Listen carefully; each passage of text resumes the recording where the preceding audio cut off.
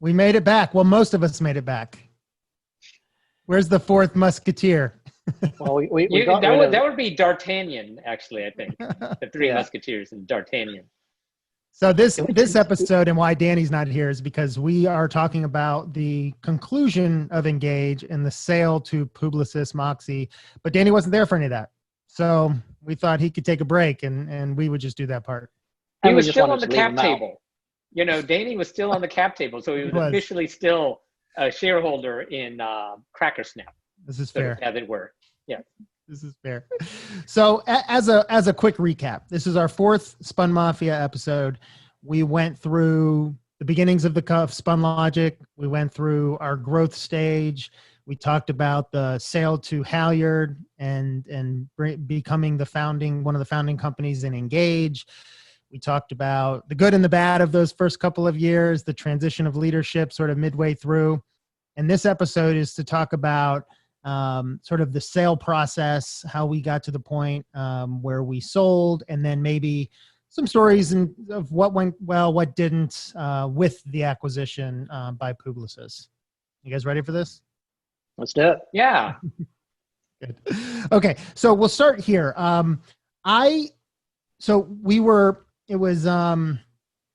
We sold in August of 2013, and I had approached, I think we were all sort of getting to where we were ready for the thing to be close to done. I actually had, I think we probably all did, but I had a non-compete that said that I couldn't start another agency for at least a year after I left. And I had an idea to start a new agency January of 2014. Okay. So I went to Halyard and I basically said, look, I have two options if I want to start a new company, a new agency, Jan of 2014.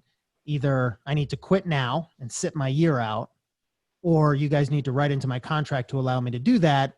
And I know that we're probably looking to move to a sale this year. We need to get on that process.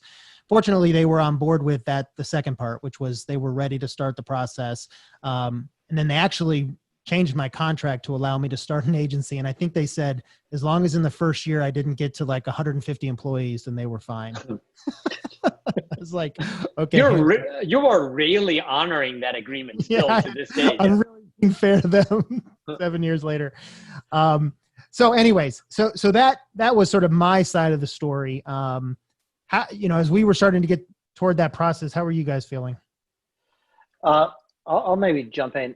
I actually want to, let's even go a little bit further from that, which is that when we knew we were going to sell, right? Halyard was ready. The market was prime. Engage was actually firing on all cylinders. If you guys remember, like we couldn't lose a pitch. Yeah. We were really, we finally got our story right. Gosh, what was the stat, guys? Like maybe like 76% close ratio, something crazy like that. We were just like on fire. All right. So we're an agency on fire. I don't know if all of us wanted to sell though, right? We like almost wanted one more year in there to increase up the valuation of the company and all that kind of stuff. But Halyard, I think rightfully so, we're like, listen, you're the hot shop right now. So this is the time to go to market. And I think even there was a period in time where we even attempted to see if we could even buy Engage. Remember that? Yeah. Now, how the hell we could have come with the capital? And I think that lasted maybe a week or two of conversation. We did talk about it. We're like, all right, it's outside of our realm, right? We just can't figure out how to do that. But I don't think any of us wanted to actually sell at that very point. We wanted to run one more year and go through that. But so once the decision was like, oh, no, this is the right time to sell, blah, blah, blah. I certainly was like, okay, that's it, done. Don't really want to be part of the next thing, right? I think all of us kind of had those kind of separate conversations, trying to figure out the path out. Jeff, you knew clearly you're going to go down that path. Raghu, I think you were kind of like going down that path as well. For me, I decided to, that's when I was forming up No Limit Ventures. We were having our second kid. I was like, all right, we knew when the close was coming through and everything else, and also the different players. And I went off to go get my executive MBA, right? So like, in my mind, we're closing, I'm checked out. Yeah. Right. that is, obviously, that's not how it went down in the end. So I don't know if we want to go into that story necessarily, but I do remember the players that we were considering at the time. And again, like, it was interesting, just the strategy of Publicis, I know even, WPP and Olsen were, the kind of contenders to. Why don't you just spill off the beans, Raj? Yeah, might as well, right? Olsen was where was that? Where were they located again? Next to Target, Milwaukee. In Minneapolis? Right. Minneapolis, yeah. I remember when we went to that meeting. But it was interesting for me because since I had been very clear with Halyard and the company that was representing us in the process that I wasn't going to go forward, I was sort of playing a little more coy in terms of my responsibilities in the company, so that it would be easier for us to find a buyer where I wasn't going to be part of. Hey, Jeff, I don't think, for the most part, I don't think you went on the road show. I went to some. I went to Olsen. Okay. I went to some, but I didn't go to all of them because we didn't want them to. Usually, when an acquisition happens, they want all the top leaders to stay. So, that we tried to play that dance as much as possible. Yeah, no, and the normal cadence, and kind of an interesting note for later when we talk about, final bid or all that. The normal cadence for these things is the quote unquote money people would be an early upfront conversation. And the money people are, if it's a private equity backed agency, it would be a P fund screen. Maybe a leader at the agency that they invested in would also be on the call, but a lot of times not. It would be an initial screen by the private equity owner. Or if it was a holding company owned agency, somebody at the holding company would, at the WPP, Interpublic, Omnicom, Publicis level, would have the initial meeting, do a screen. If you pass that screen, they would then come back and then have a follow-up meeting and then say, oh, hey, WPP, maybe the COO, CFO, new biz guy at WPP really liked the first meeting.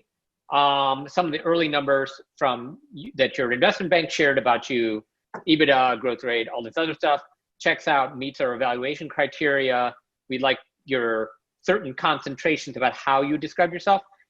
We think you would be a good fit for X company underneath it. So WPP would say that, and they go, we think you should make JWT Atlanta.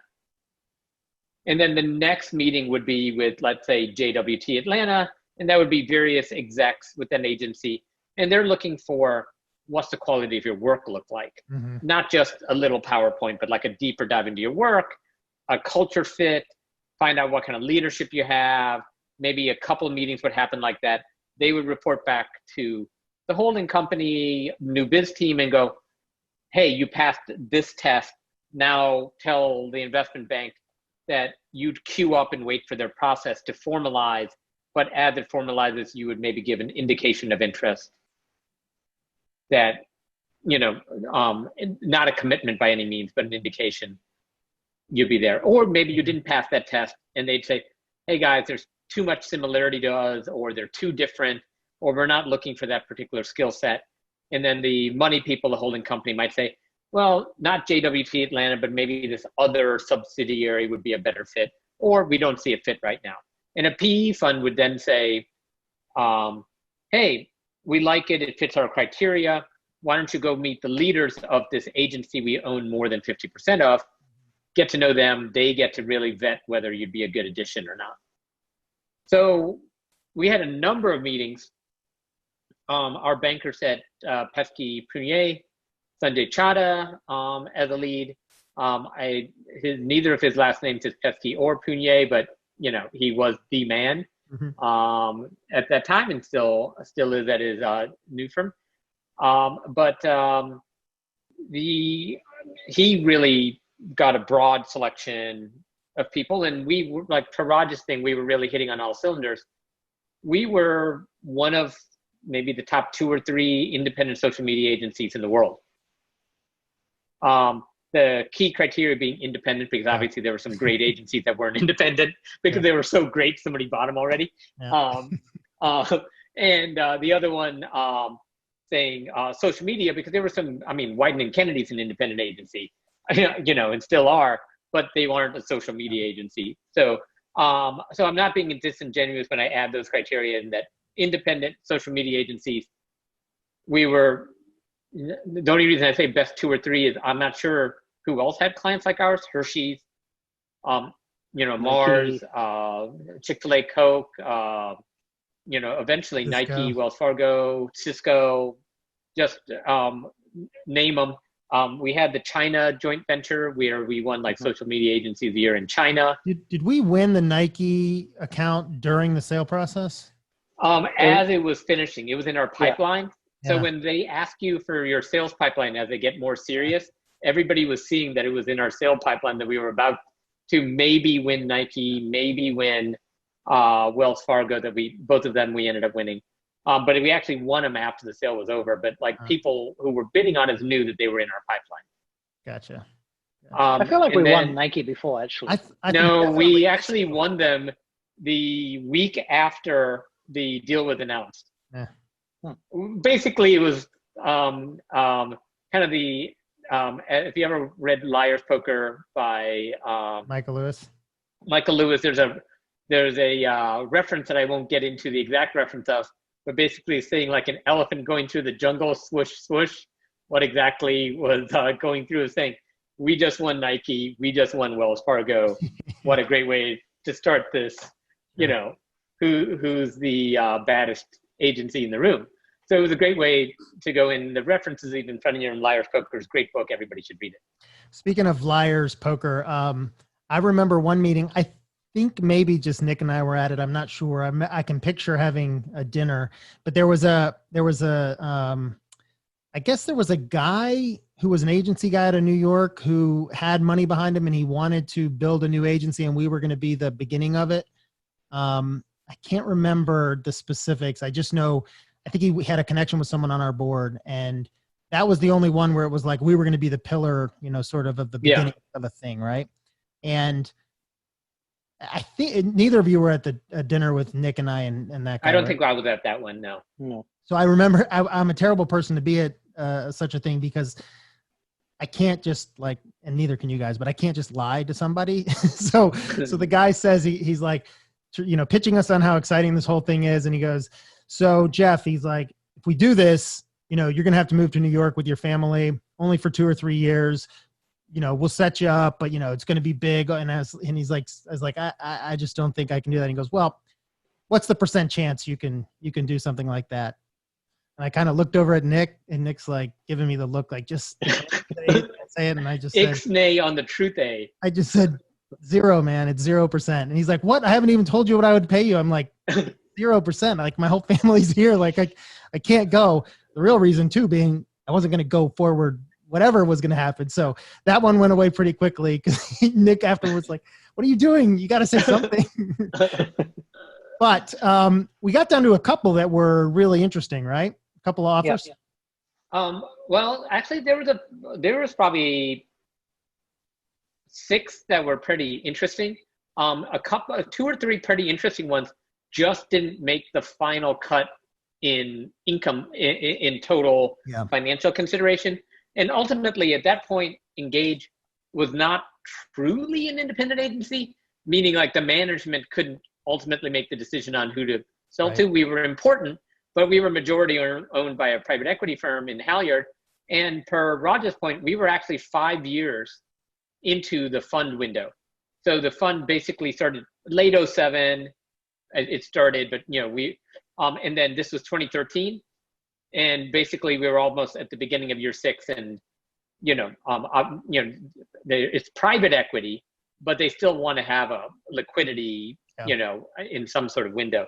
So the final round came down to the final bids and so forth. There was two companies that were, in our opinion, pretty much the same financially. Now, pretty much the same isn't the same as the same. Ultimately, one was higher than the other and it was also all cash, and it was all cash up front, and like super clean, no earnout, no this, no that, and rationally, a private equity firm has to look after the interests of their shareholders, which are their limited partners, and ultimately, would have to take that deal in good conscience, considering how strong it was. The interesting thing was, we had never actually met with the agency. And the agency didn't even know until very late in the game, which I felt terrible actually for them, because they were going through their own. We're talking about Moxie. We're talking about Moxie. Because Publicis knew, right? Oh yeah, because actually they went through multiple rounds in the process and made a strong offer, strong guest offer. And we had met with Zenith, which is a holding area with under the a portion of Publicis, and actually met Tim Jones, who was now I think the leader of Publicis, Publicis Media, and he was a great person in all the meetings, just super smart, just a really impressive person. Obviously, he's now the head of all of Publicis Media, so I guess they realized that too. And then under them was a agency that we all knew was going to be the agency that we would combine with, because it was Moxie, who was a neighbor of ours on Zonalite Road, way back in our early days, going back to, I don't know, SpunMafia episode number 1. Right. And since that time, Moxie had sold, was no longer independent, and so forth, but they were in town. So we actually knew everybody over there, but couldn't say anything. And they didn't know that we were being acquired to join them, which was weird, because at the beginning of this, I mentioned how the normal process was kind of the holding company, and then you go to the next round, and then you meet with the agency that we're joining with, and you have multiple meetings with the agency that you would join with. And culture fit is so important, where you want to spend time with, how you want to grow together, how you want to combine teams is so important. A lot of those things didn't, you guys can take it from there. Rod. Okay. You guys talk about how well it came together. No, Rod stayed the longest there, so I think he knows the most. Yeah. Well, let's not jump to how it went first. Since I was never a Moxie employee, I didn't go forward. How did you guys get tricked into staying even past the first moment? So, what were your conversations like that made you go, yeah, you know what, I'll give it a shot? Oh no, we had to. I had to sign a 2-year employment agreement, and so did a number of other folks. So Jeff, you got out of it because you made a deal with Halyard before the go-to-market process, saying that you wouldn't have to sign that. Gotcha. So I had to. I had Nick did, Adam did. I think maybe a half dozen or 10, maybe more of his. Raj, what happened to you? I played it wrong. Is the best way I can say it. Right. But I did remember the first time I learned that I was somehow going to be on the management team. So do you guys remember the first kickoff just before we closed at the Four Seasons Hotel? Mm-hmm. Right. So first off, I don't know if you remember, Jeff, but and Raghu, I was not part of this meeting. I was meant to be out, right? Checked out, all that kind of stuff. I was actually on my residency on my Oh, EMBA. mentally you were checked out, Raj. Yeah. So Jeff, I think you and Nick texted me, all right, saying, hey, can you come to this kickoff? It was a Thursday morning, right? And I think you texted me to say, hey, I think this is important, be there, blah, blah, blah. It's to do with the closing and everything else. And so I had to ask, the professors and everything else to come out of it was, like the boot camp residency for the EMBA. So I left the Intercontinental Hotel, which I was there for 3 days doing that, to go to this meeting, right? So you left the second nicest hotel in town to go to the nicest one, is what you're saying. Yeah, pretty much, right? And I think the meeting started at 9 o'clock in the morning, right? And finished up about noon. And Susie Deering was there, and pretty much, the Moxie management team, the Engage management team, Nick, and I think Jeff, you were there, a whole bunch of stuff. So it's going through, and then there's a PowerPoint with the org chart of the new management team. And there's my freaking name, right? To handle basically the integration. And I'm like, what the hell? So I think I looked over to Nick, and I'm like, no one told me. So apparently what happened was Solange was going on also I think a Harvard Business School thing. Right, and so they wanted 2 folks to handle the integration, and somehow my name got on there, right? So I didn't say anything, literally the entire meeting, and then at the end, I went over to Susie and said, "Listen, Susie, I think there's been a mistake here." Right? Trying to kill the deal right at the end. I think that was the first meeting we had with Susie and the management team. They had never met us before. Yeah. No, we did like some one-to-ones before. Oh yeah, you're right. Yeah, we did some one-to-ones and all that kind of stuff. So I said, listen, I'm on this residency. We need to talk about this role and what it is and everything else. So I sent her an email, and she said, listen, let's meet Monday when you finish up your residency. So I finished up, and I came into that meeting with her saying, listen, I have no interest in this. And to her credit, I mean, she basically said, listen, I need help for the next 6 months. What will it take? So write a number down, essentially. And that's how I got sucked in. Gotcha. All right. So, I was going to say, leading up to this, my thing was a little different, because while we were, in a shame, I can't remember the second person's name offhand, but Tim Jones. Tim Jones. Yeah, Tim was. Yeah, well, no, Tim. Yeah. I mentioned him earlier. Was leading Zenith, but he had a set. Steve King. Yeah. So both of them were in each of the meetings, and just really impressive guys. And Raj, I think you thought same thing, like all of us. And so, incredible guys. So like, whoa, these guys have been accomplished. Love to learn from them and so forth.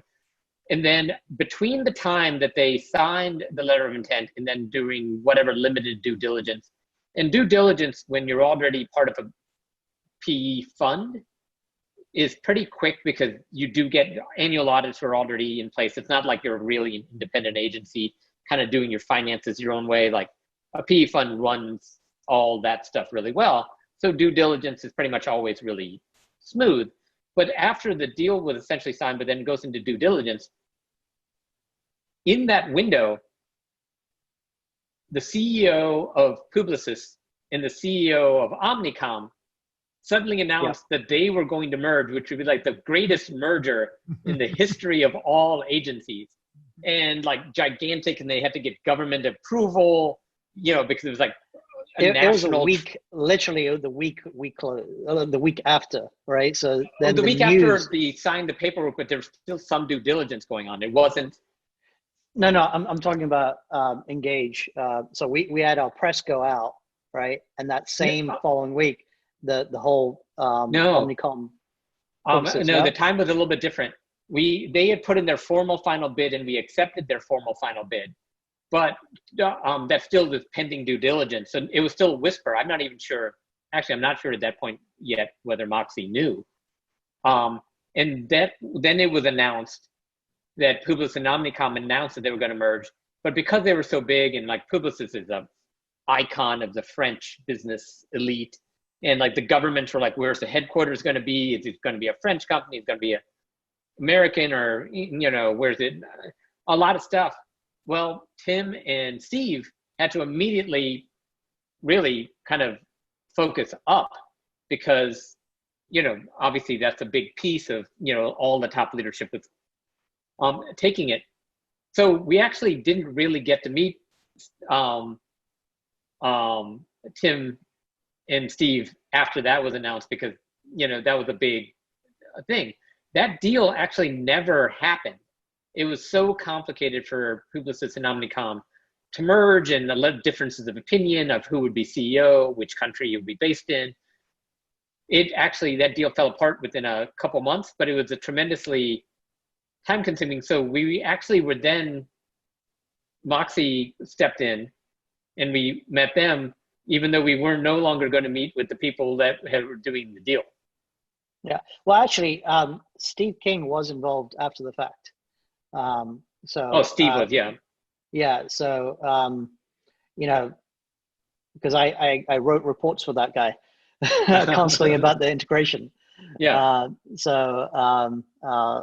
Gosh, I'm forgetting the name of them, but yeah. So he was actually pretty involved. Let's talk about the integration, and I'll sort of say what I think happened, and then you guys can tell what really happened. But my memory is that right around when we were being sort of thrust upon Moxie, you know, our 40 million or so in revenue, that they won 2 or 3 accounts almost equal to the size of our company. They won the Chase account. A couple accounts. And so they were trying to figure out how to staff up and do that. At the same time, they were being told, hey, now you've got a couple hundred more people. And my sense from hearing from people, probably a little bit from you guys, but definitely a lot of people on the team, was like, most of Moxie really didn't want it. You know, it took a long time to even try to integrate, like, just didn't seem like a good fit for them. So how did you guys sort of feel that? Yeah. Well, in all honesty, Moxie was in a rebuilding mode, right? They weren't ready to take on an acquisition, right? They're already trying to, they had a lot of work to try and kind of restabilize the unit, right? And I think that there's no, this isn't anything anyone knows, but, you know, Moxie's primary big account was always Verizon, right? And that was the kind of the running joke in a sense, right? Like the entire agency is kind of Verizon, right? And so I wish we had that joke. I wish, you know, Jeff, you know, do you wish we had we always said that. $60 million? We always said we wish we had their biggest problem. We wish we had it. Yeah. One day I want to have that problem.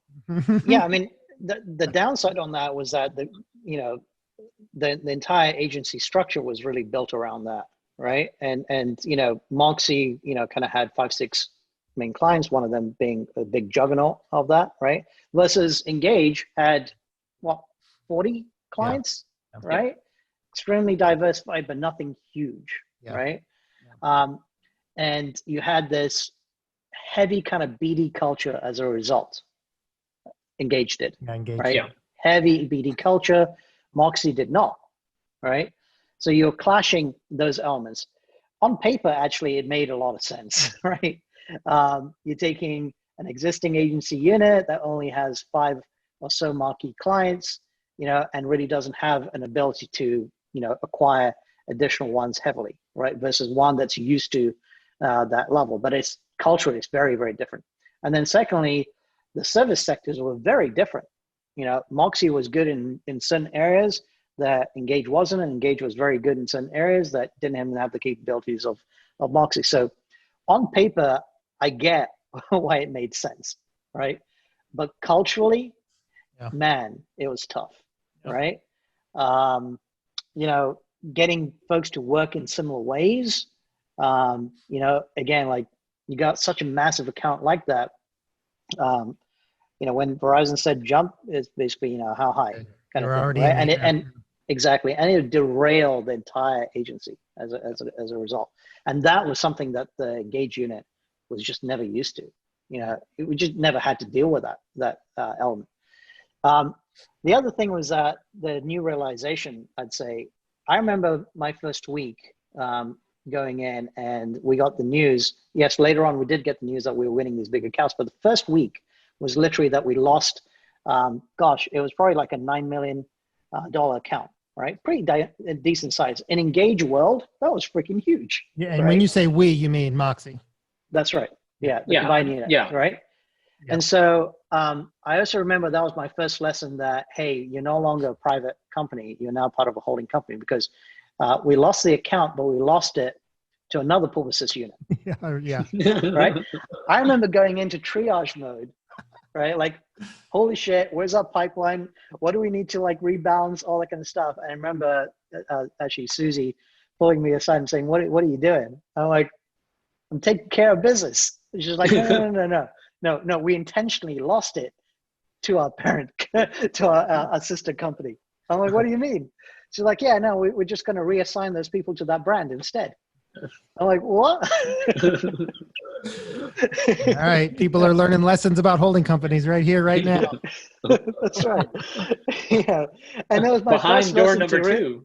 Yeah. I mean, it was my first lesson to realize that, you're signed into Moxie or whatever, but your real boss is Publicis and the folks in Paris, right? And that's how it works. And that was like a big realization, like, holy shit, this is a different, from going from an independent into a holding company. And that was a very, very big thing. And then, kind of to Raghu's point, and Jeff, like we started, we won this massive account. And then it was basically, who are you going to sign? It was literally, who are you going to sign from other brands, Rosetta, Digitas, Razorfish, to create this new thing, right? And it's literally, we were standing up 120 people within a 2-month period. It was nuts. Yeah. And by the way, that's always the fallacy for these things. And I don't mean just about Publicis or just the industry in general. Any client that hires an agency and immediately gets 120 people assigned to you, ask yourself, what were they doing the month before? Why do you have 120 people who are sitting on the bench that were talented? Yes, it doesn't exist. It doesn't exist. Either A, they were not doing anything, and if they had gone another month without doing anything, they might have been let go, or B, they are doing something else, but they say they're billing you, and when they're not. And how do you know they're the best? Because you can't build an org that fast if screening for the best, because did you take the best people off of a different client? And if that happens, are they going to take the best people off of your account? So they can ramp, and scaling is important. And obviously a smaller agency just can't conceive of adding 120 people, whereas a 1,000-person agency can. But even a 1,000-person agency doesn't have 120 people ready to take on your job. So, by the way, the other bit is scale-wise, rough numbers, some margin of error. Moxie was doing approximately 60 million a year top line. That year, our Engage's number was basically just a hair over 40 million. 44. I think it was 42. Yeah. And so together we crested kind of the magical $100 million mark. And for a brief moment, we did pro forma until, some business started leaving and so forth. But for a brief moment, we were a $100 million entity combined with about for the record, Raghu, I think me and you left by the time we went below that. So I'm still counting that we left it at over 100 million. Yeah, because in pro forma 2013 we were, yeah. Yeah, and into 2014, at least when I was there at the beginning. So yeah. We were part of. Oh, by the way, here's an interesting trivia note, Jeff. every year there's a book of lists in the Business Chronicle, and they list, top agencies. And for a long time, you used to have to submit it to an accountant, and they would send an audited figure. After a while, it was all kind of BS anyway. People would submit stuff, and we would always submit things. You submit number of employees in Atlanta, and that was the criteria, because obviously if you had multiple offices, so forth. And I engaged with a top 10 agency floating around somewhere in that. 22 Squared is huge in Atlanta. Moxie was huge in Atlanta.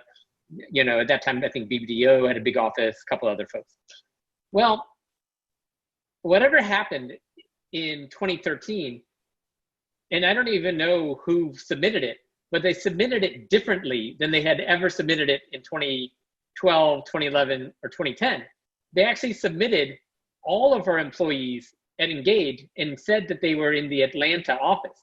I guess because they probably did not submit to the Columbus book of lists. Yeah. So they probably only submitted to the Atlanta. I feel like Jeff was running sales and marketing, so it's really him. I was gone by the time. Raghu, are you saying the Engage listing or the in the summer of 2013? Before we. Then it's all you, Jeff. That was one of the things I was running. That would have been. Yeah. That would have been Caruth. And here's the mystery. Maybe we'll solve it on this call. And I've actually got the plaque behind me that said, "Let me grab that bad boy." That says that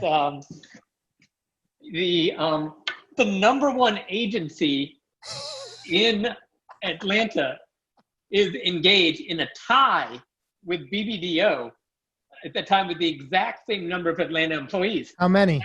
How many? I don't know. My eyes are terrible. 286, it looks like. 280. Yeah, we had more than that. We had about close to 150 in Atlanta.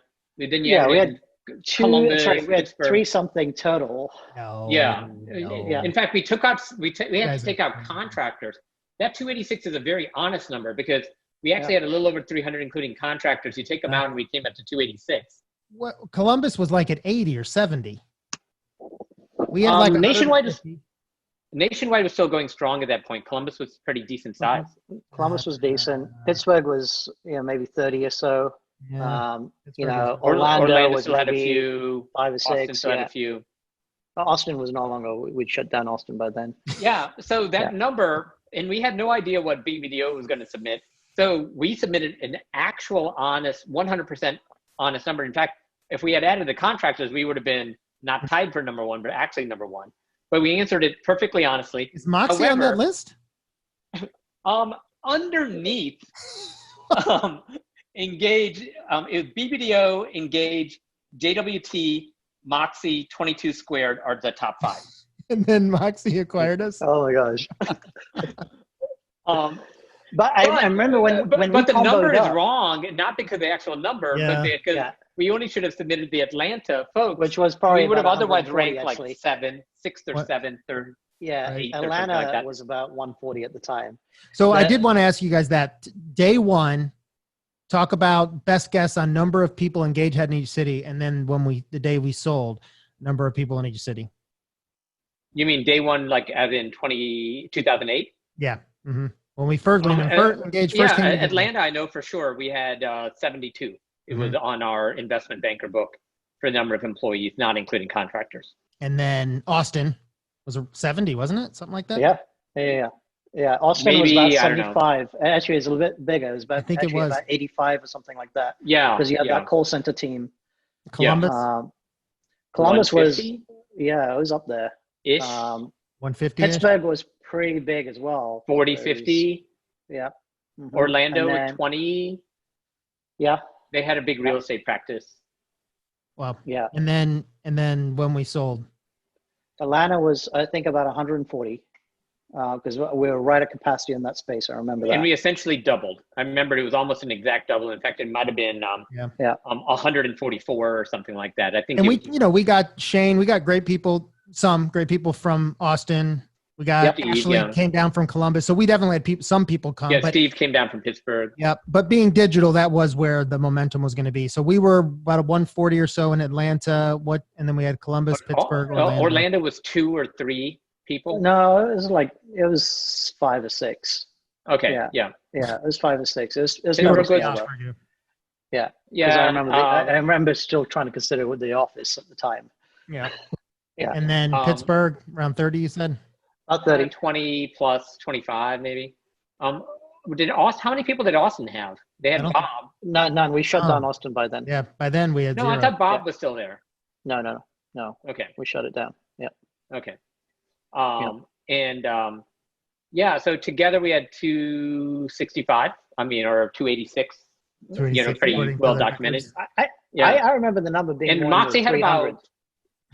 But then I'm you had to serious. include contractors. We had Yeah, full-time it was contractors. closer to 3 because I remember that You were counting that. You were counting that China thing we did. Mm. I don't know if I was You're counting right. China. Oh, we Yeah, did. yeah, We had like a team in We China. had- Well, yeah. a whole office in Then it would China. be like 330 or something. Raghu like went that. and set China that was up. actually a decent unit. because they were international, they didn't count for the Business Yeah. Chronicle list. Yeah, that's right. We had then I Moxie do had remember. about 400 employees. Well, that's what I'm going with. Like, I remember going into the first town halls, and the number we were going in was a little over 700 total employees. Yeah. Wow. Right. That's got to be at that point the biggest agency Atlanta's ever had. Well, in Atlanta, we had about 400. Oh, well, Jeff, the biggest agency Atlanta ever had was 286. You just showed it. Not ever. That year. Yeah. No. I mean, IXL had the largest Yeah, one by that's a good far in history, Yeah. right? Yeah, that's a good point. So- We'll have to ask Nussie Yeah, it was like 1,000. how many they had in Atlanta specifically. Oh, at yeah, that yeah. time. Yeah, that's a good But point. it's actually crazy, like, because Atlanta really hasn't gone to those numbers ever. No. Right? It's never crossed over 1,000 employees. And, Moxie, you mean? well, Any Moxie unit, now any is, unit. Well, that's what maybe IXL. No, IXL is the only one. Maybe March 1st as well, back in the day. But Yeah. no units kind of crossed over 1,000 FTEs in the Atlanta market, which is kind of crazy. So, Oh, by the way, Karut also said that the leaders of the Atlanta office were Steve Swanson and Raghu Kakarala. So I felt like you were somehow. I probably at that point told her not to put my name in there. So you are the person behind that. At least my name not being in there. I don't know anyone else, but I probably said. Steve and I opened the newspaper, and that newspaper literally came out the day after the deal went public. So it was like that week's Business Chronicle. And then Steve and I were like, So funny. who did this? So funny. Who knows? Okay. Well, do you guys have any other final stories? Otherwise, I'll wrap this up. Oh, I was going to say the one plan, it wasn't really a plan. It was, a couple dinner conversations, with Tim and Steve. They were really interested in the whole China thing that we had done, opening up the office there, growing social media there, and so forth. And they were saying, hey, there's some good opportunities for Publicis globally. Obviously, the real rock stars would run the London office or the Hong Kong office, whatever. But they had all these other countries that were smaller offices, more emerging. And they're like, what do you think about that? And like Dolly and I had the twins already at that point, but we're like, hey, they're not even in preschool yet, or they're not even in real school yet. If we ever wanted to live overseas for a couple of years, if we had a 2-year employment agreement, that would be a great adventure to be in one of the New Delhi office or the Hyderabad office or, any English-speaking country, would have been, a good fit, or in Western Europe and so forth. Really good adventure to spend this 2 years. And it was kind of I wouldn't even call it a handshake deal, but it was kind of like a good nod, great fit, blah, blah, blah, blah, blah. But, as I said, like eventually when it came down to it, Moxie didn't have international offices. I mean, Publicis did. It would have had to really been like, hey, to move on from there. So, I was kind of hoping, even though it was never fully promised, but it would have been a great fit to run a smaller international office and grow it as for the first 2 years after the merger, but didn't quite happen that way. Yeah. Well, you guys toughed it out. You guys spent some time, did some A few things. months, yeah. It was tough, but I still look at it. I learned a ton during that period, regardless, right? It was my first true exposure of that. How many size people of a does Moxie company. have now, Raj? I think it's probably shy of 350. It's 225. just kind Is of it really? something Wow. like that. Yeah. Jeez. Yeah. Jeez. Yeah, I remember that's- pretty quickly, 2 or 3 years later, it seemed like there were 12 people left from the Engage team that were still there or something, other than Pittsburgh. Pittsburgh, they seem to Pittsburgh's be doing getting in and well. doing well. That Beth's- team's Yeah, doing I real heard well. they're, yeah. Yeah, but outside of that, I had heard that it was just tiny of Engage people that were still around, at least in the Atlanta office. Which Yeah, is because the Columbus unfortunate. office shut down after the nationwide business moved on. And then Beth in the Pittsburgh office, she knows how to run her shop. Mhm. She's great. Yep. Yeah. Yep. She was They always did well. Okay. So we've got some interesting episodes coming up. Actually, Raghu, I don't even know if you know this. Raj and I are going to chat with some of the old advisors. I can only fit so many people on a screen, so we're going to talk to a couple of them. We're going to do some Spunlogic marriages. We've got 3 or 4 of those. Have those folks join. We got some early story spun people. So we've got some new episodes coming, but I think that concludes the overall history. Unless we can think of any stories along the way we missed out on that we want to make sure we tell, we could do bonus episode, but I think we did it.